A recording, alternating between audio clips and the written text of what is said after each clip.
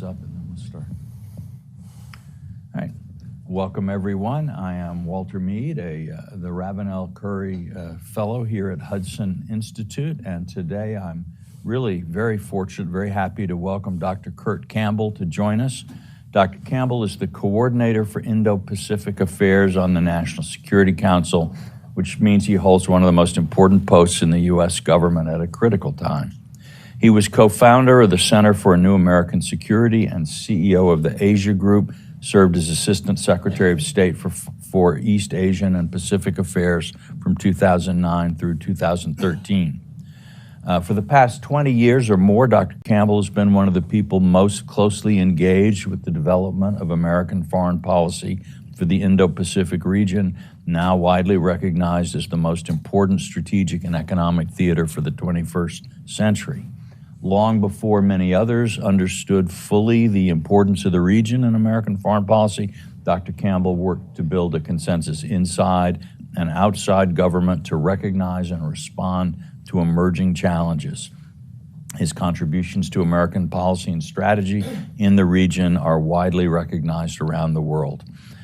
Here at Hudson, we're honored to have you. We thank you for coming. We appreciate what you're doing. And I guess to begin with, I'd like to ask you maybe what some would say is the biggest question in American foreign policy today, which is how do we think about what's happening with U.S.-China relations, China in the world? What's the smart way to try to wrap our heads around this development? Yeah. Well, first of all, Walter, respect to you. You've been a terrific commentator and thought leader on American history, American foreign policy, and I'm always appreciative when you reach out, and it's great to be at Hudson, and I look forward to this conversation today. We've asked the hardest and most important question in American foreign policy without doubt, and I would simply say that at the outset when the Biden administration came into office, I think it was clear when there was a sort of a deep review of the information available that there was a sense in some capitals that the United States was in a process of decline, was being challenged domestically and internationally, that our industrial base was in disarray, that some of our allies were questioning our position. I think there was a general acknowledgement that the Trump administration had correctly identified some of the challenges that the United States were facing with respect to China's rise, China's increasingly provocative activities on the global stage. But I think the idea was to put in place what the president and his team hoped would be a consequential strategy that would have many elements. And I think probably the most important element was to try to erect a bipartisan consensus on the major elements of a strategy in the Indo-Pacific. And I think, Walter, you are correct that there's always been a struggle about what is the dominant theater or whether it's even appropriate to think of foreign policy in these regional terms. But if you do believe, as I do, that the lion's share of the history in the 21st century is going to be written in the Indo-Pacific, the idea is to undertake that challenge in a way that is bipartisan, that is subjected to serious internal discussion and debate, and then applied coherently on the global stage. So I think, the president's general instincts are to try to work even when it's difficult in a bipartisan way. We saw that exhibited last week with respect to the budget deal. But I think beginning first with a series of discussions with partners and friends in the think tanks on Capitol Hill, I think the elements of our strategy are these. First, to invest domestically with respect to technology and capabilities. And I recognize there's lots of contention about that, questions about is there a better way to seed technology to bring manufacturing home. I'm happy to have that debate, but I think without question the CHIPS Act and IRA, other provisions are some of the most consequential, powerful examples of the United States determining that we will not cede the high ground on technology. And technology will be the cutting edge arena of global competition in the way in the period ahead, in the way nuclear missiles were the sort of the defining feature of the Cold War. And so I think that effort took place over the last year and a half. Simultaneously, I think what we have sought to do is to build and sustain a innovative and complex set of engagements with allies and partners. And we can talk about that in our discussion today. And that means doubling down on our bilateral relationships with Japan and South Korea and Australia, our key partners in the Indo-Pacific, linking the Indo-Pacific more with Europe. I think one of the appropriate criticisms, Walter, of the pivot that preceded this in the past was that somehow we gave the impression that we were turning away from Europe and that we were focusing exclusively on the Indo-Pacific. And I think anyone who has ever followed anything about American foreign policy understands that everything that we have done of consequence in our history, we have done largely with Europe. And I think what we've sought to do this time is to work more effectively with Europe in the Indo-Pacific. And frankly, the reverse is also true, working with Indo-Pacific partners in Europe, like on extraordinary challenges like Ukraine. This was highlighted at the Hiroshima summit, in which some of the strongest statements of support for Ukraine were found in the Indo-Pacific region as a general proposition. Innovative partnerships like AUKUS, like the Quad, trilateral engagements that bring in new partners like the Philippines, working constructively, deeply committed to the partnership with India, recognizing that this will be, in my view, the most important bilateral relationship for the United States in the 21st century.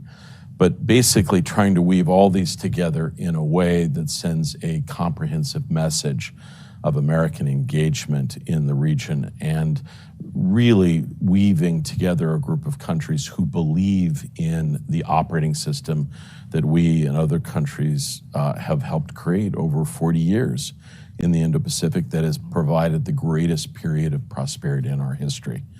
And then lastly, to undertake a careful, responsible, pragmatic diplomacy with China, recognizing that China is going nowhere, that it is important to ensure that there is appropriate diplomacy on the critical issues of our times, whether it's climate change or fentanyl or Iran, North Korea, Ukraine.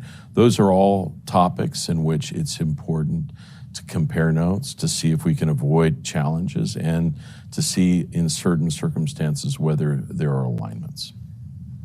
And would you say at this point you feel that we're making progress with China on finding some areas of mutual cooperation? We're reading a lot of press accounts now that it's not going particularly well. I think that's an enormous challenge. I think that would be going too far. I think the more important thing to underscore at this stage, Walter, is that the lines of communications are opening up, and we are able to lay out more constructively our areas of interest and concern. And I would highlight that one of the things that you heard from Secretary Austin in Shangri-La, was the importance of the United States and China establishing mechanisms of communication, procedures for crisis management. China is increasingly a great power. Her forces rub up against ours much more than they did in the past. The potential for miscalculation, inadvertence is real and growing. During the Cold War, we managed to effectively create mechanisms that would allow for crisis communication in moments of unintended conflict or tension. I think it'd be fair to say we've been unable to do that yet with China. China has been reluctant to embrace and engage in some of these mechanisms.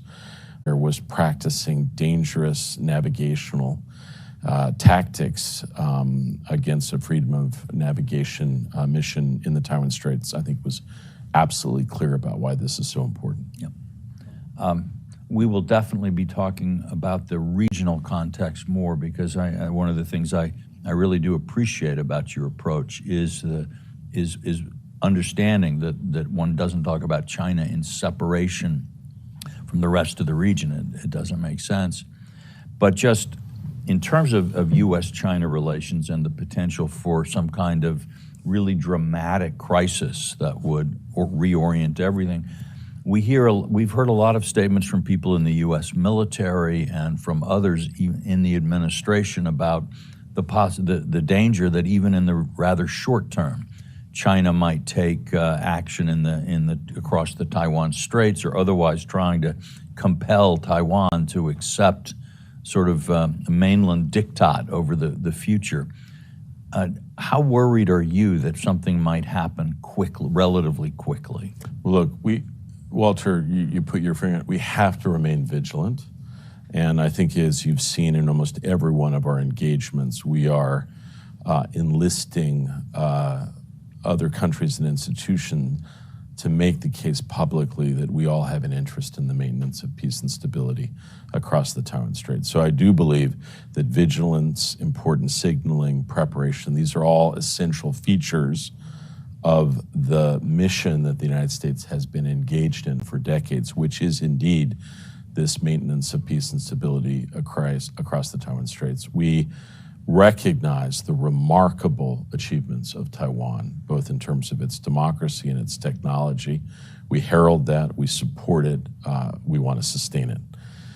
At the same time, I think we also have to be attentive, not just about the bolt from the blue, Walter, but the challenge of the inadvertence, the miscalculation, the bumping into fighter planes and things like that can have unintended consequences.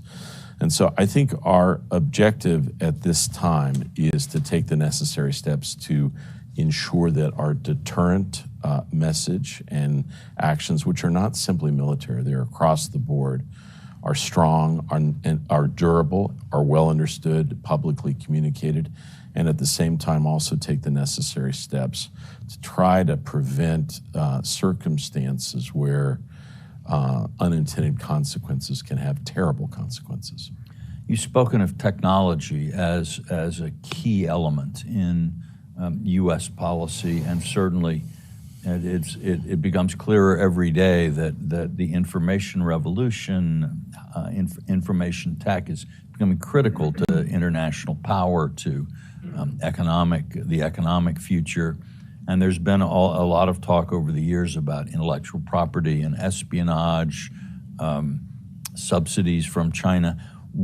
How is the administration working to preserve what I think some have called the commanding heights of information technology? Well, first of all, Walter, let me just say that one of the great challenges is that if you believe that the dominant issues that will translate into national power, the effectiveness in our ability to maintain global leadership with respect to semiconductors or AI or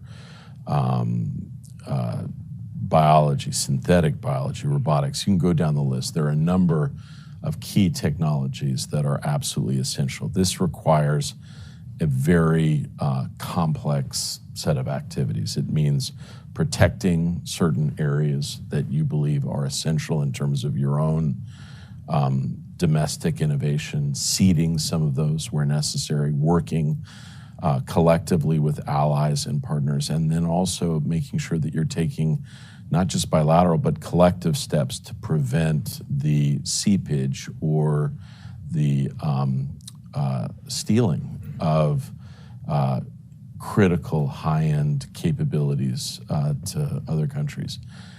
That is an incredibly difficult challenge in the best of times. But I will also say one of the hardest things is ensuring that there is a group of people in our government that are literate about technology. And that is challenging. There aren't an enormous number of people that can help design what are the capabilities of a semiconductor that are absolutely essential to maintain what you described, the sort of the leading edge. And so the effort that we are seeing that is underway now, which is a shift in focus more towards the Indo-Pacific, also involves a capacity creation inside the U.S. government, both people who know more about the Indo-Pacific, but also people who are more literate with respect to technology and can inform decision-making about things that will be critical for national power going forward. Are you finding that the corporate sector, finance, and universities are seeing these dangers and working cooperatively with the government to address these, or is there still some pushback? So I think it depends on the sector, Walter, to be clear. And I have found, generally speaking, one of my jobs is to do a lot of outreach with the finance community, with universities and the like. I find sometimes after an initial, session that can be somewhat heated, once we're able to listen, go through various activities that we are contemplating, things that we think are important, most of these people are patriots and they're reasonable. They hopefully see that they're sitting across the table with people that have what they believe to be the best interest of the United States also at the top of mind. I have found, generally speaking, that while not uniformly accepted, the dialogues with the academic, finance, and business community have become probably more robust over time. And I think there are elements of what is taking place in China that affect universities, businesses.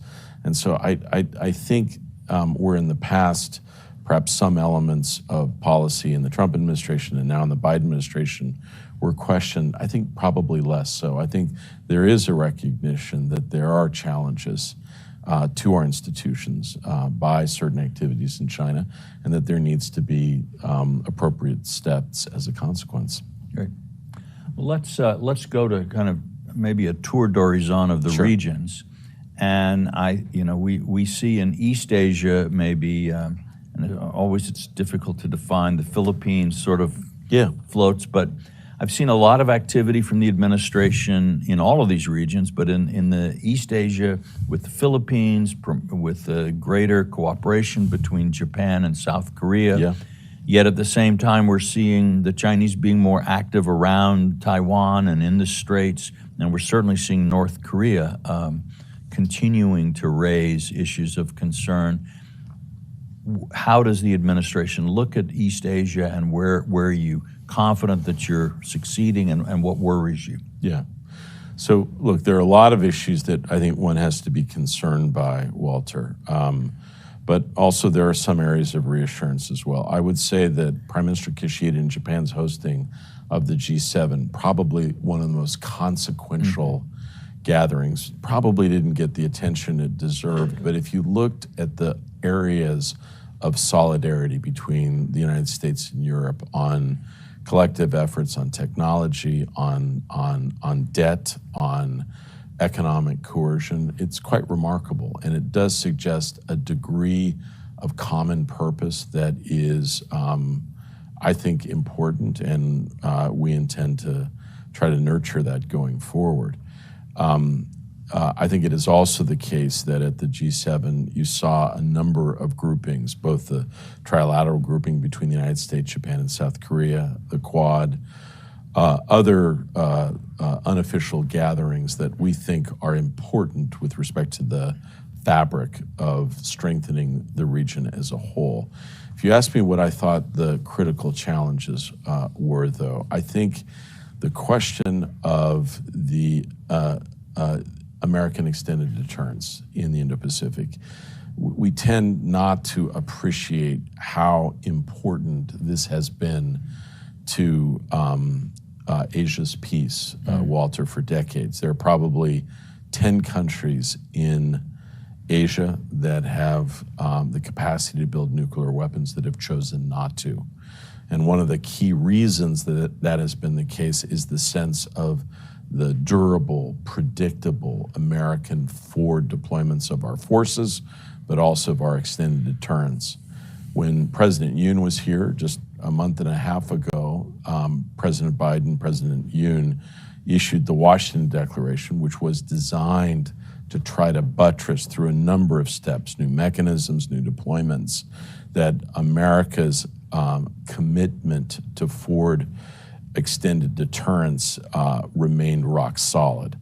But I think we have to recognize that there are challenges to what we think has been a very favorable set of considerations when it comes to extended deterrence. One is increasing North Korean provocations. And in our diplomacy, this harkens back to an earlier question that you asked, Walter. We've made clear to China that these actions on the part of North Korea are destabilizing, and they're leading countries to reconsider their options. It's one of the factors that went into Japan's decision to up its military commitments, to basically move beyond some of the previous self-imposed constraints that they had on military capabilities. And it has also caused South Korea to rethink a number of its long-held provisions.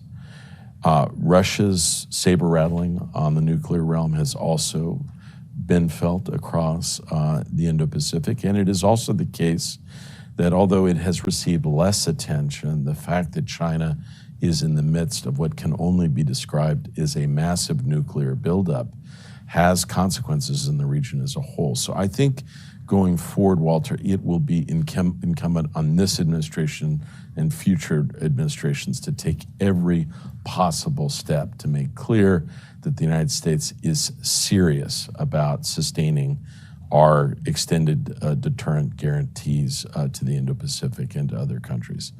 I think, secondly, I do worry vulnerable regions are under pressure. I've worked a lot in the Pacific. The Pacific are proud nations, many of which have supported us for decades. And we have a moral, historic, and strategic commitment to them.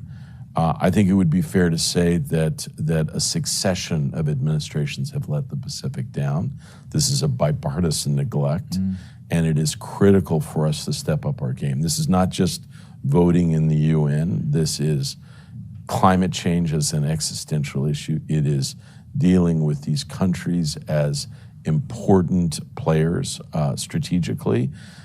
We need to meet them where they live with respect to the challenges that they face with respect to training and climate change and illegal fishing, and we're trying to do that. And again, this is another area where we've received a lot of encouragement from Republican friends more generally. There are a number of states in Asia that are problematic. North Korea, first and foremost.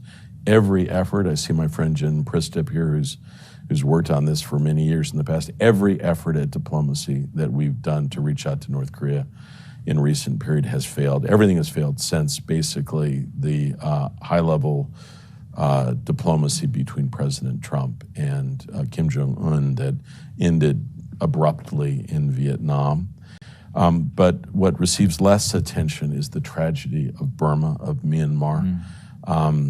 We're deeply concerned by the humanitarian plight, the brutality of the military junta, and those issues tend to make diplomacy in ASEAN, which is the key organizing institution of Asia, much more complicated. So, look, there are going to be lots of challenges here. All of these countries are stepping up their defense spending.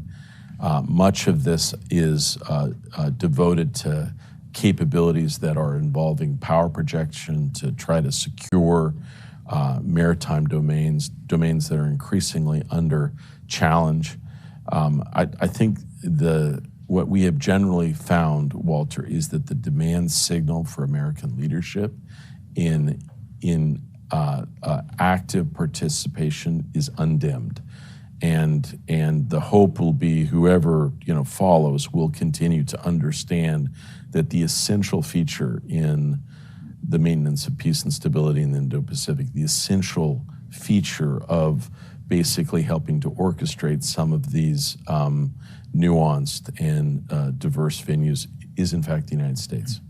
Do you find in Asia that there's concern that the U.S. will be distracted by Ukraine and the crisis with Russia from a focus on the Indo-Pacific?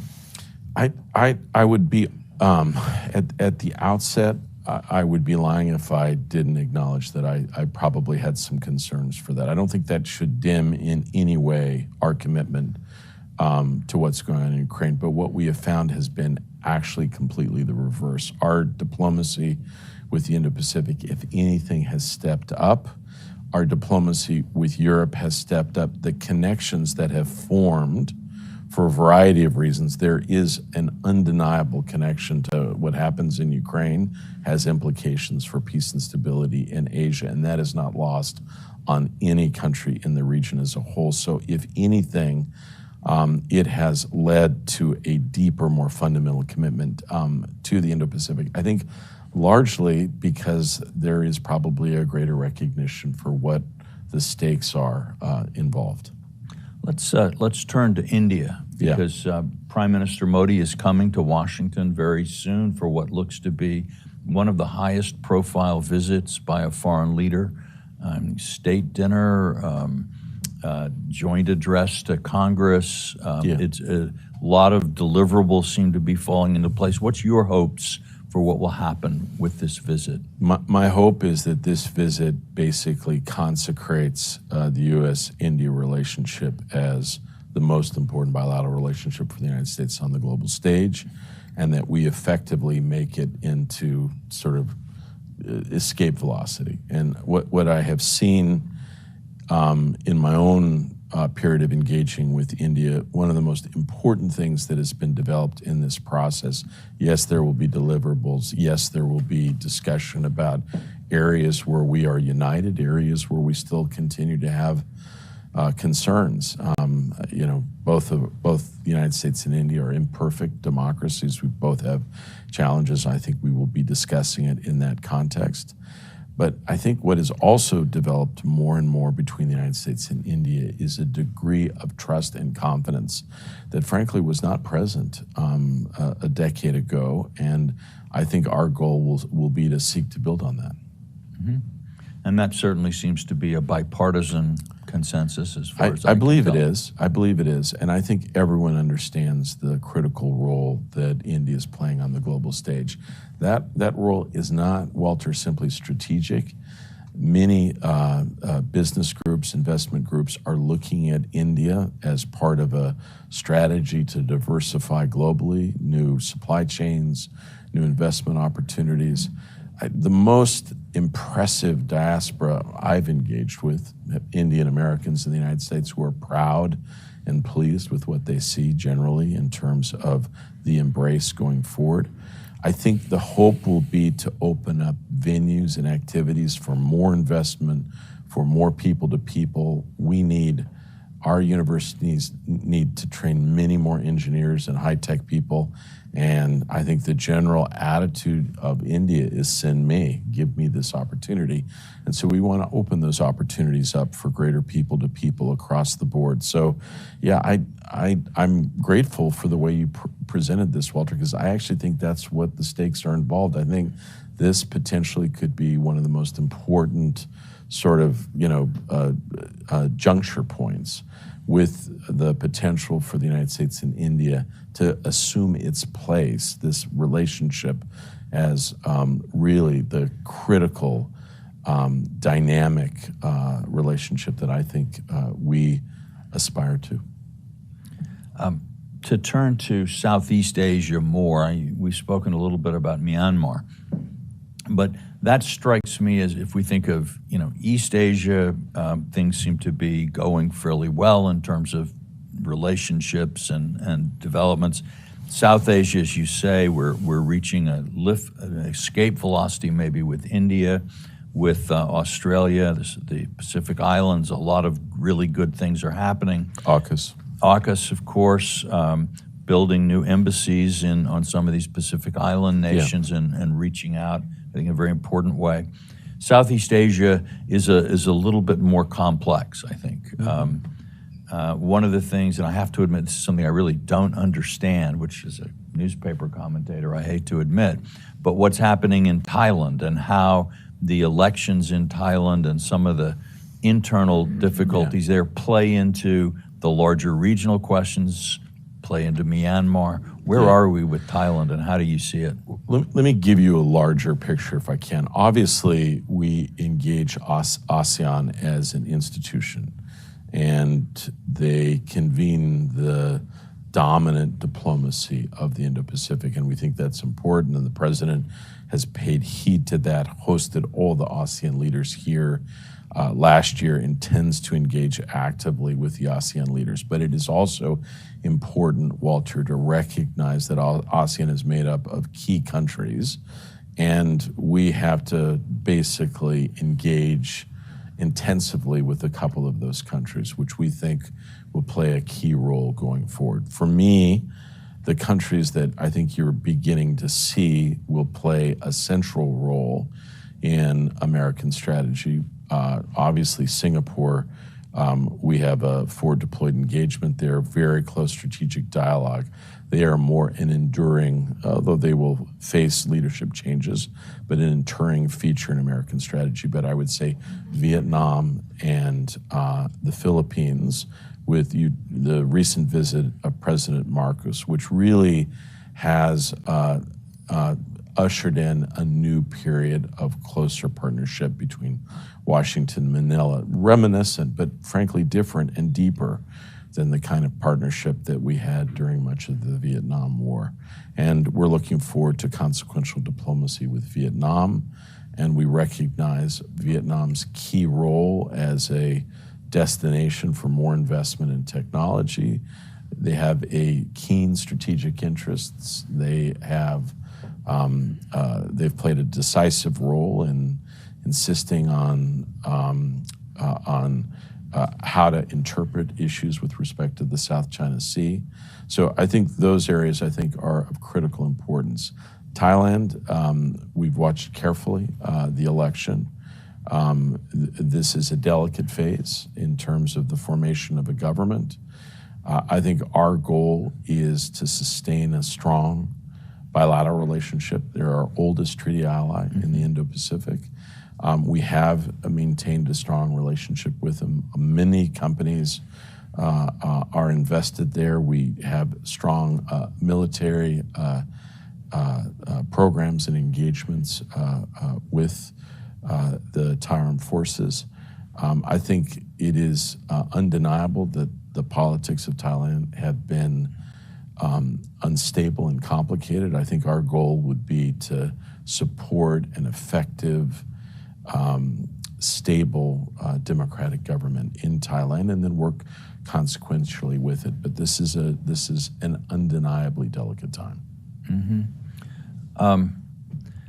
This maybe brings us to this question some people have asked, and I have asked, how does one relate the two objectives, American objectives, democracy and human rights kind of diplomacy, which is clearly important to the president and to this administration, and then the realities of a strategic competition, which have their own logic, so that a country like, for example, Vietnam might be a problematic issue placed from a human rights or democracy point of view, but is critical from a strategic point of view. How does the administration manage that? Look, I having spent a little bit of time with the president, Walter, I think it would be fair to say that I think the president is less about outward and ostentatious proselytizing about democracy and human rights, and more about trying to let our model and our attempt to deal with our own challenges be a kind of model for how other countries might want to deal with their own challenges. There is always tension in the formulation and execution of American statecraft. There is that tension between domestic economic engagement and international economic strategy, I'm sure a point you'll get to. There are questions about like the preferencing of regions one over the other, how to think about assistance versus investment, and the question about it is undeniable that some of the most effective countries in East Asia are not democracies. And how do you recognize then that in your strategy going forward? I think the president understands, and the administration, that we can be for something but still engage on other terms. And I think that's what we've sought to do. And we are seeking broad and sustained partnerships with a variety of countries in the Indo-Pacific. And I think that is both smart and sustainable. Okay.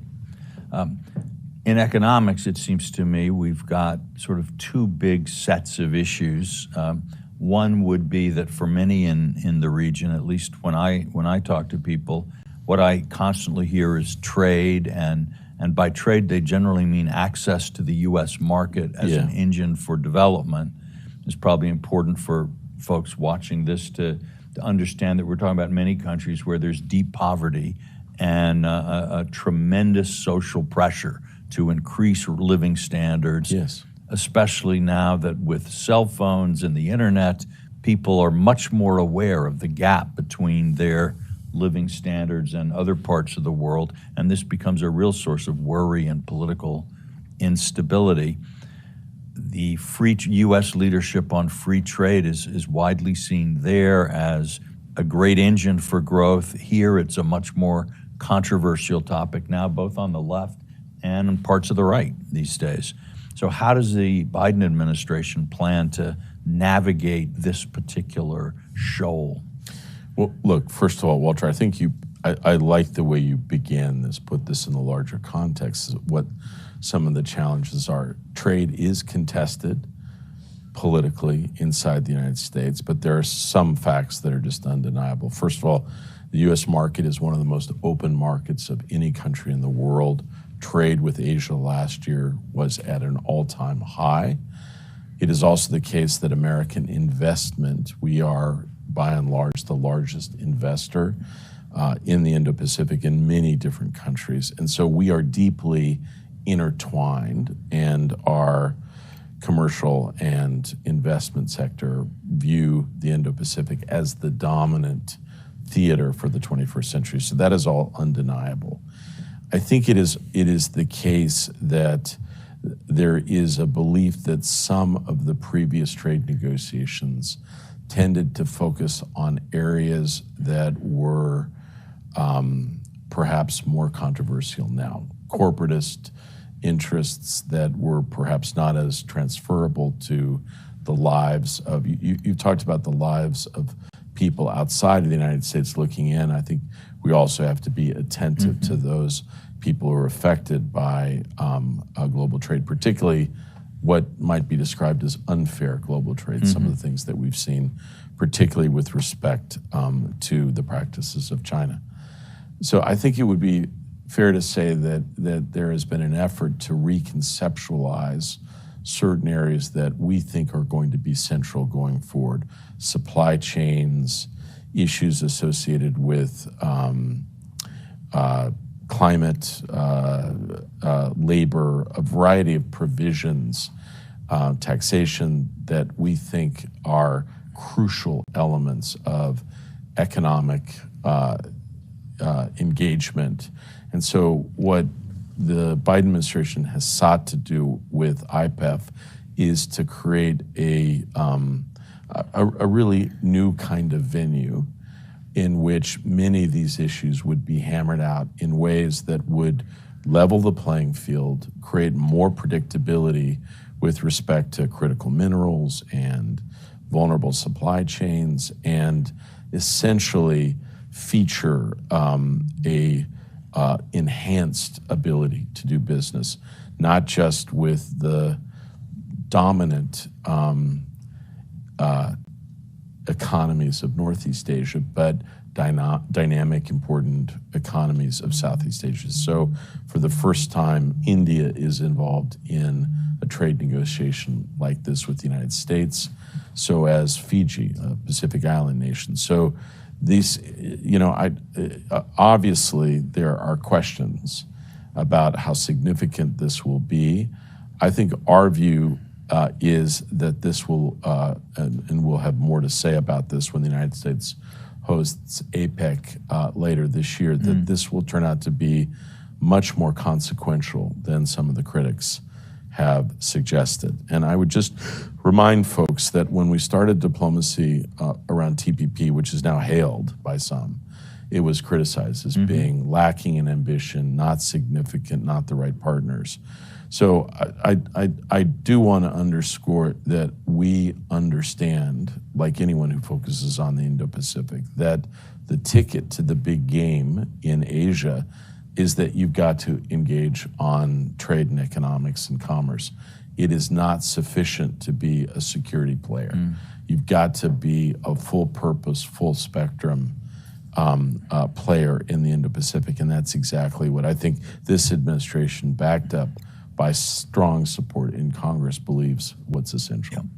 So would it be fair to say that IPEF is seen in some ways as a negotiating forum where we can deal with some of the questions that have made trade unpopular in the United States, whether it's labor standards, environmental, intellectual property, and some of these other things, with the idea that then one comes back as IPEF matures, a basis for deeper trade engagement? Is that the strategy? Look, I think that's part of what we're getting at. The honest truth, though, is, Walter, we're actually looking for more immediate deliverables. One of the things that was clear over the course of the last couple of years during COVID and other challenges is that supply chains are challenged and they need to be diversified. These countries all have said, we want to play a larger role in your supply chains, and these mechanisms will make that more effective and more predictable. So I don't think this is ethereal or somehow theoretical. This is deeply practical. It's meant to tackle the specific issues that we're confronting today. Yep. And definitely, as you say, supply chains where we're looking to diversify from China for some of these things is a potential opportunity for others to replace China in that supply chain. Yeah. One question I find I hear not only from people in the region, but from sort of young people and students and others in the U.S. is, what's the goal in Asia? You know, we're concerned about the rise of China, the international system. What is it that what would be the point, the goal? How do we know whether we're making progress? How would you describe that? So look, I remember talking to a guy that I was in the Navy with, and we were out, on patrol, and he said to me, I deploy, therefore I am, and that's not how we see strategy. And so, I would say the way to think about this, Walter, is sometimes you hear from Chinese interlocutors that the United States is set at containment or keeping China down. I would just take a very different tact. I believe that the last 40 to 50 years have been the very best years in Asia's history, and we've led billions of people out of poverty, increased livelihoods, and including in China, of course. Fantastic innovation, and a number of countries have benefited from that, including China, as Walter just said. And the reason for this is not just the hard work and ingenuity of the people involved, although that is an undeniable feature of it. It is that this happened within a larger context in which this what we might describe as an operating system, to stay with technology. This operating system that the United States helped create and sustain with the support of others, which has many factors with it. The forward deployment of American forces, the commitment to peaceful resolution of disputes, the ideas of legal abilities to solve problems, freedom of navigation. There are a whole collection, Walter, of features to that system, imperfect but undeniable, that woven together created the fabric for remarkable peace and prosperity. It is not a surprise that China, as a rising state, like any countless times in history, seeks to amend or adjust elements of this dominant existing system. But I think the concern that we and other countries in the Indo-Pacific has is that many of these changes, if implemented, like economic coercion or arbitrary territorial features, you can go down the list, if implemented, would have very negative consequences for the livelihoods of countries and people in the Indo-Pacific, and I would argue maybe even for China. And so I see much of what the United States is seeking to do is to preserve, sustain, and update an operating system that has worked remarkably well for us. And so frankly, we've found that many other countries in the Indo-Pacific and indeed in Europe recognize the salience of that argument and want very much to be part of the effort to sustain a series of mechanisms and institutions that have been stabilizing. We all recognize that they have to evolve. They have to increasingly deal with the challenges of the global South, poor peoples, but at the same time recognizing some of the key features of the global system and how it's been very good to us.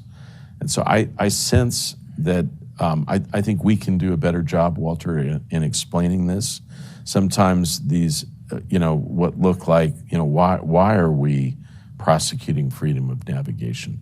Why do we insist on statements in the G7 that talk about lending practices that create more poverty? Why are we focused on economic coercion?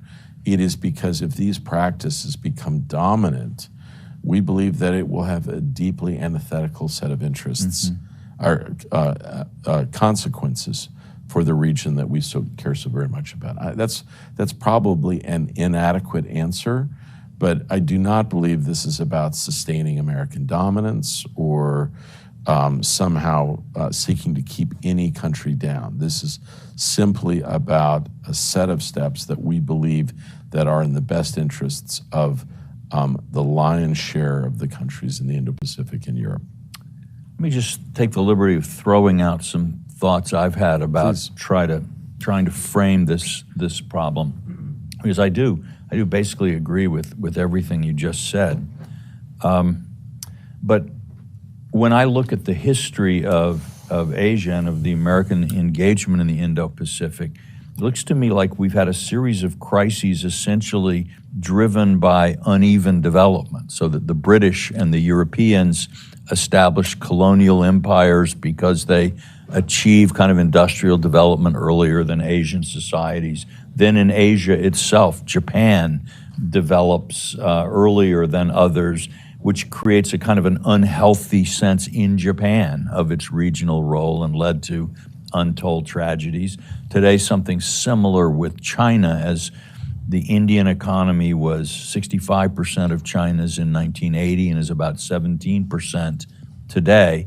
Wow. And that imbalance, in a sense, sort of can create unreasonable expectations in China about its role, but also creates real imbalances that an external power like the U.S. takes an interest in.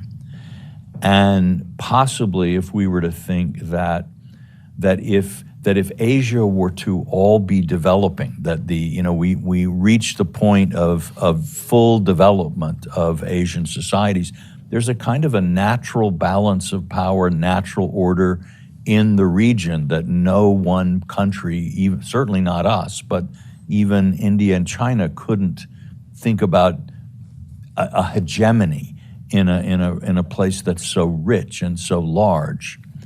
And maybe part of our role is to allow that natural development of Asia towards some kind of peaceful state. Is that a useful way to think about things? I'd want to think about it a little bit more, Walter. It's interesting. I would say that, look, taking the longer view, like let's say the last 40 or 50 years, but I would say that we tend to get in trouble during periods in which American power is questioned. And we've seen that on a number of occasions. We saw it during the Korean War when our forces were overrun at the beginning. A lot of questions about whether the fighting spirit was lost after the victories of the Second World War. Many of our closest allies were concerned by the rout in Vietnam, subsequently thinking about their own nuclear developments, going their own way. It took real courage of people in the Reagan administration to reassert American power in East Asia. At the end of the Cold War, there was a sense that the United States and Russia, the Soviet Union, had exhausted one another, and Japan had prevailed. And then during the economic crisis in 2007, 2008, a sense that for all of our lecturing that American financial institutions had been shown to be imperfect, during much of that, questions about American staying power and American commitment, and that is seeded and furthered by questions about either domestic disarray or preoccupation, right? And so I think my biggest takeaway, Walter, during this period is that if we can send a signal of American constancy and engagement that's bipartisan, that is resourced, that is not just military, and that we are seen as a steady and a deeply engaging presence across all political players along the lines that your previous question. And frankly, most of these countries want to see a careful, purposeful diplomacy between the United States and China. If we can do that, I think it is easier to sustain the kind of peace and stability that you describe. I think what concerns me, even in that framework, is that it is undeniable beginning, in the late 1990s, what we've seen is a massive military investment on the part of China. And that's not something that's noted just by the United States, but by every country in the region. And I've had many diplomatic interlocutors in Southeast Asia and elsewhere say, why do they need this kind of investment? Shouldn't they be investing more in the healthcare system or in retirement and the like? And so those questions remain, and I think the imbalances are clear, but it's not just the imbalances, it's what you spend your public financing on. And some of those military investments are creating anxieties. And people don't always talk about it, but they are creating anxieties across the region as a whole. So my general answer to you, Walter, is that if you ask me, again, what's necessary, I think institution building, true norm building in which, we learn some of the lessons of the WTO and like how allowing certain state activities to undermine practices, creating problems in host countries, and undermining the public support for trade. Those are all things that we have to be attentive to. But at the same time, I do believe it is going to be strong, purposeful American engagement that will turn out to be decisive. Yep. Well, thank you very much. You've been Walter. generous with your time and generous, I think, with the range of your answers. Thank you to the audience for coming. We won't be engaged in a Q&A today. Okay. Thank you, Walter. Well, it's okay about that part. And I know you've got some important engagements that you have to get to, so we'll try to let you get going quickly. But again, thank you all for coming, and thank you very much. It's great to see you.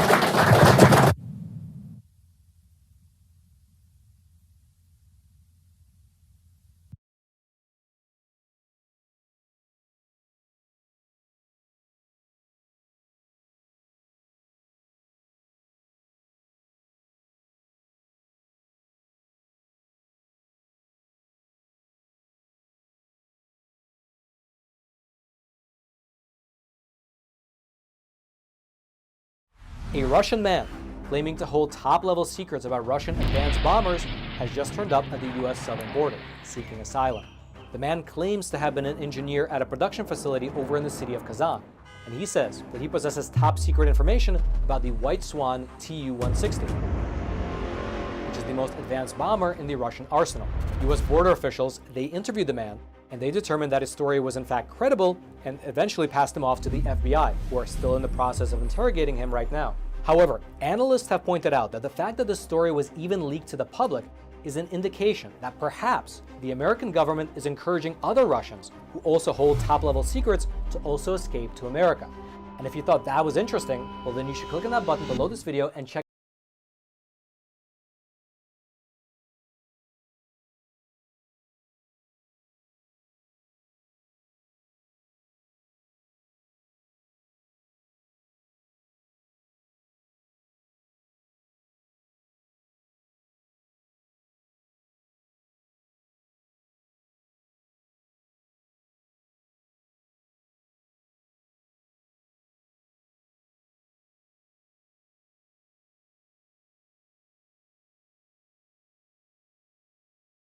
our whole family, If I reach 1 hour, I accomplish something. cooking programs, and my absolute favorite, programs about traditional art and traditional music, which can honestly uplift your mood and fill you with hope for the future. And the best thing about Epic TV, at least in my opinion, is that there's no corporate backing and there's no allegiance to some anti-American agenda. How dare you come to this peaceful community and try to scam these people? What the hell are you talking about? But rather, it just